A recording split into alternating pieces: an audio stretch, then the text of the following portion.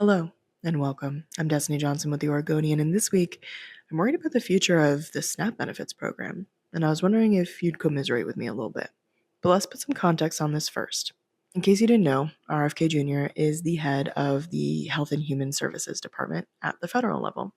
Recently, he said, quote, "We shouldn't subsidize people eating poison," end quote. The context to this is talking about wanting to limit SNAP benefits or food stamp benefits to not allow people to buy junk food or soda or candy.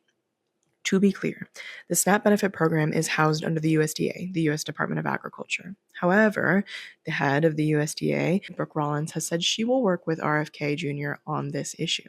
However, we've been here before, like a long time ago. In fact, in the original draft of the Food Stamp Act of 1964, there was a line in there that said that it should prohibit people from buying soft drinks and, quote, luxury food items. It was struck from the bill before it was passed because, quote, "The idea of restricting the use of food stamp benefits may be appealing on its face. However, upon closer examination, serious concerns emerge regarding the feasibility and rationale for the proposed restriction."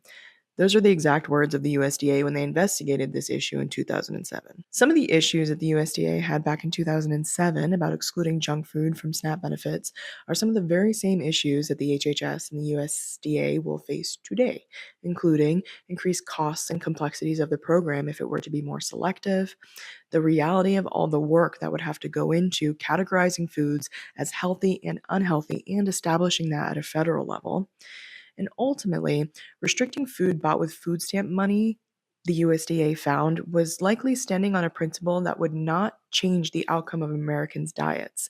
This is because 70% of the roughly 42.1 million Americans who receive food stamp benefits do not receive the whole benefit, which means that they are supposed to buy with their own income to support themselves throughout the month.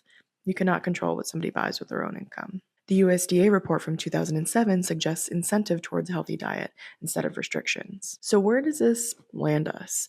Several Republican led states have already begun litigating for these SNAP restrictions. RFK Jr. spoke specifically about banning, quote, junk food, end quote, also candy and soda.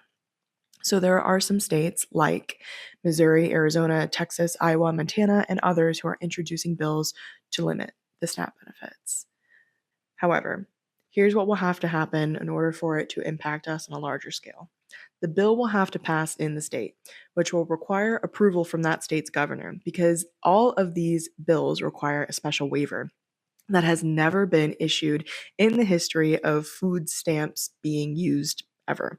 Basically, this waiver says that people will not be able to use food stamp benefits for foods that are high in calories or sugar or fat or whatever the measure that they decide it should be for. Usually, these waivers are used to like shorten the application process for people who need benefits or to lengthen the amount of time someone is eligible for a benefit.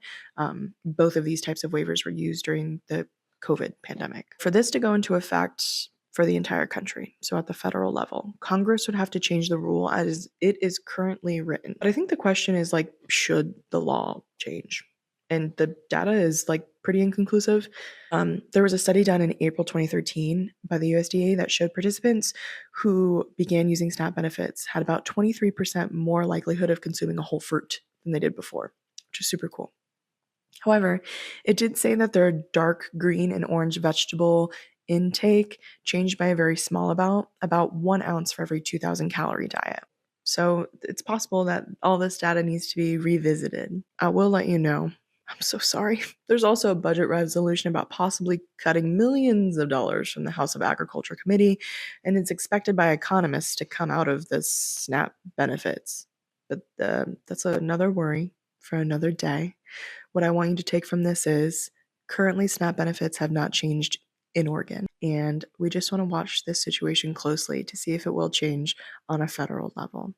I'm Destiny Johnson with the Oregonian. I want to thank you so much for commiserating with me. It means the world. Let's take a deep breath together.